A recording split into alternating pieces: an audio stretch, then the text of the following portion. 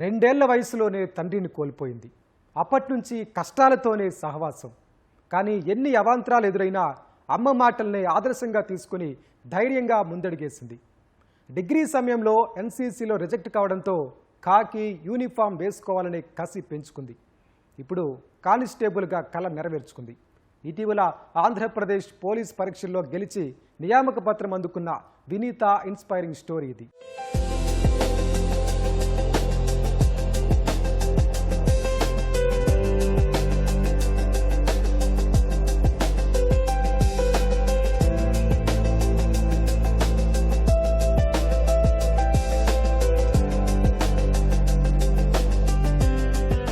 పేదరికం అడ్డుకాదు, పట్టుదలే నిజమైన బలమని నిరూపించింది ఈ అమ్మాయి.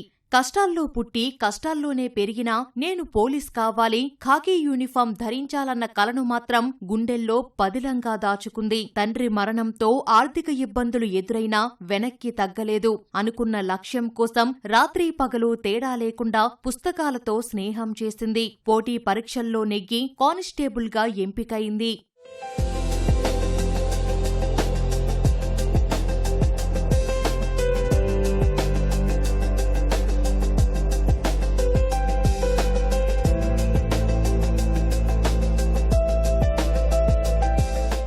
ఈ యువతి పేరు వినీత.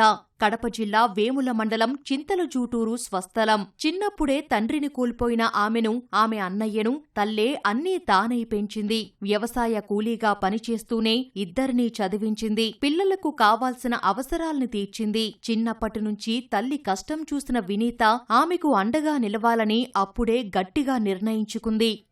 మా నాన్నగారు 2 సంవత్సరాల వయసు ఉన్నప్పుడే చనిపోయారు. అప్పటి నుంచి సంసార బాధ్యతలు మొత్తం మా అమ్మగారే తీసుకోవడం జరిగింది. అప్పటి నుంచి మా ఫ్యామిలీ అనేది చాలా ఇబ్బందులు ఫేస్ చేశారు. ఎందుకంటే ఒక సింగిల్ మదర్ అనే ఆమె 2 పిల్లల్ని రేస్ చేయడం అనేది సొసైటీలో చాలా ఛాలెంజింగ్ విషయం. అయినా కూడా మా అమ్మ భయపడకోకుండా నా పిల్లల చదువు కోసం, నా పిల్లల్ని ఒక సమాజంలో మంచి పొజిషన్లో పెట్టాలనే ఆలోచనతో మాకు మంచి చదువునిచ్చింది. మాకు చిన్నప్పటి నుంచి మా అమ్మగారు చదువుకున్న ప్రాధాన్యతను తెలియజేస్తూ మమ్మల్ని పెంచారు. మమ్మల్ని ఎప్పుడు మా అమ్మ ఉన్నత పొజిషన్లో చూడాలనుకున్నారు.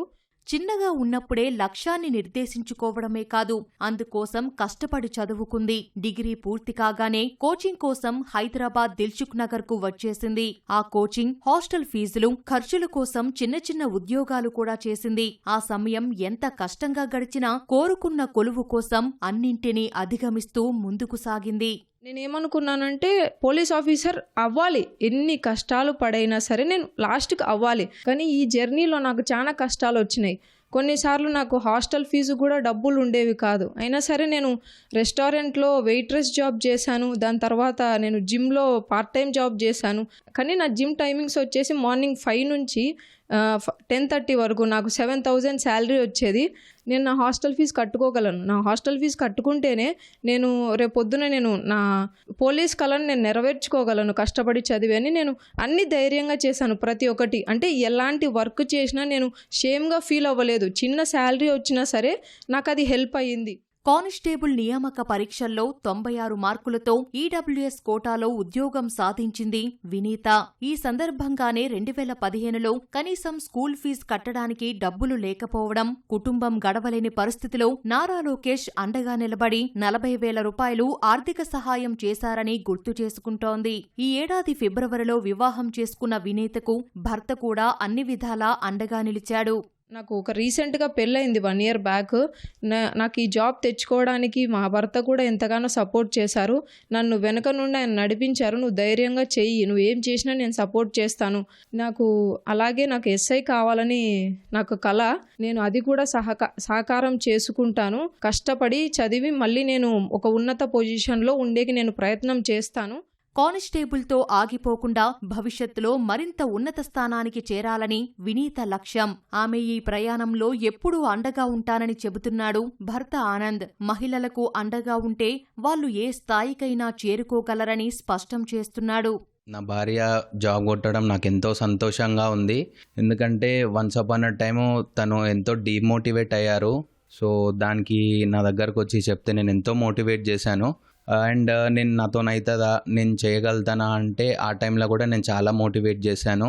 సొసైటీలో ఒక అమ్మాయి చేయలేంది నువ్వు చేయాలి. ఎందుకంటే చాలామంది జాబ్ కోసం ప్రయత్నిస్తారు, మధ్యలో మ్యారేజ్ కాగానే వదిలేస్తారు. సో నేను తనకు ఎంతో మోటివేట్ చేశాను. ఎందుకంటే అందరిలాగా మన జీవితం ఉండకూడదు. సో మనం ఒక మంచి పొజిషన్లో ఉంటేనే మనకి రెస్పెక్ట్ వస్తుంది. చిన్నప్పటి నుంచి ఎంత తను కష్టపడ్డారో నాకు తెలుసు. సో ఆఫ్టర్ మ్యారేజ్ ఆ కష్టం రావద్దని నేను ఎంతో మోటివేట్ చేశాను. అండ్ తను జాబ్ తెచ్చుకోవడం నాకు ఎంతో ఆనందంగా ఉంది.